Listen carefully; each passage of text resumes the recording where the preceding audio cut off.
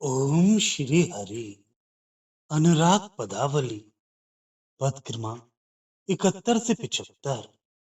सूरदास जी कहते हैं कि श्री राधा कहती हैं, श्याम सुंदर, अब दूसरे के हाथ कैसे बिकूं, दूसरे को स्वामी कैसे बनाऊं। उसी दिन से, जब से आपके दर्शन हुए, मेरे मन रूपी भ्रमर ने आपके चरण कमल में अपना स्थान बना लिया है। यदि मैं ये समझूं कि सृष्टिकर्ता कोई आपके अतिरिक्त और है, तो भी मन में आपसे प्रेम करने का पश्चाताप मैं नहीं करूंगी। जो जिसका आश्रित है, उसकी दशा तो वही आश्रयदाता जानता है। फिर आपका तो नाम ही मनुष्यों को पापों से मुक्त करने वाला है। और यदि इस जगत के भोगों में सुख का विश्वास हो, तो इसकी सीमा संबंध आदि छूटने का भय करूं। किंतु जगत के सुख का तो मुझे विश्वास ही नहीं। स्वामी, आपके समान समुद्र की शरण छोड़कर अब नदी के समान अल्प शक्ति लोगों की शरण क्यों जाऊं। श्री राधा अन्य गोपियों से कह रही हैं, तुमने मोहन को देखा है, ये मुझे विश्वास ही नहीं होता।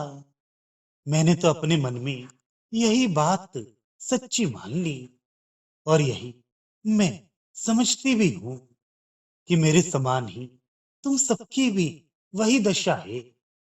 यदि सचमुच तुमने उनके सभी अंगों, पूरे रूप को देखा है, तो तुम धन्य हो, धन्य हो। अपने मुख से मैं तुम्हारी स्तुति गाती हूं। मैंने तो जैसा ही उनका एक अंग देखा, वैसे ही मेरे दोनों नेत्रों में जल भराया, अनुराग अश्रु उमड़ पड़ी। उनके कुंडलों की कांति जो कपोलों पर प्रतिबिंबित हो रही थी, बस इतना ही देखकर मैं तो बिक गई, उनकी दासी हो गई। मेरे दोनों नेत्र अश्रुओं से रुंध गए।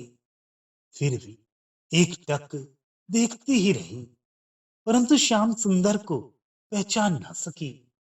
श्री राधा कहती है, सखी, मेरे नेत्र जानबूझकर अनजान हो गए।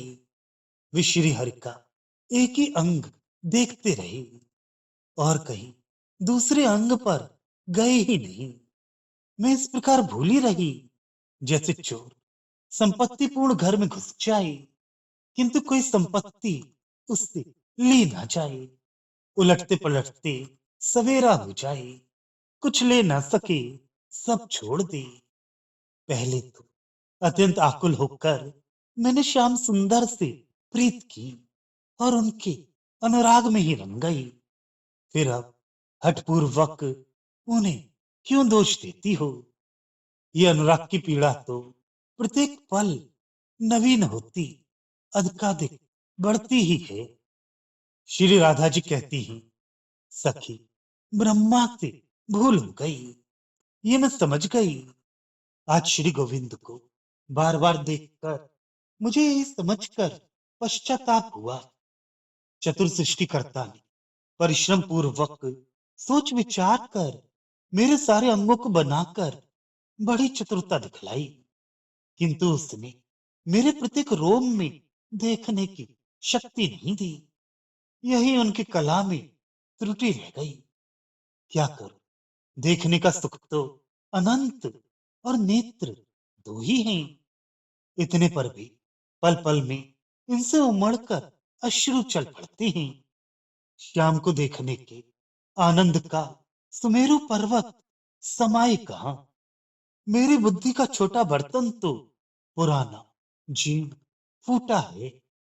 श्री राधा सखियों से कहती हैं, दो नेत्र तुम्हारे और दो ही मेरे भी हैं। फिर भी तुमने मोहन के सभी अंगों को देख लिया, किंतु मैं तो उनका एक अंग देखकर ही तल्लीन हो गई। सखी, यह तो अपना अपना भाग्य है। तुम सब उनमें तन्मय हो, और मैं उनके कहीं समीप भी नहीं हूं। जो बोया जाता है वही काटने को मिलता है। त्रिलोकी में मूड मारने पर भी अपने कर्मफल को छोड़ और विपरीत कुछ नहीं मिलता। तात्पर्य ये कि तुम्हारे समान पुण्य मेरे नहीं है। श्याम सुंदर का रूप सौंदर्य तो समुद्र के समान अथाह है। क्या उससे कोई छोटी नौकाओं पर चढ़कर पार हो सकता है? वैसे ही मेरे ये नेत्र हैं। उनकी कृपा रूपी जहाज के बिना वे भला पार हो कैसे सकते हैं? उनके रूप का दर्शन तो उनकी कृपा से, उनकी दी हुई शक्ति से ही होता है।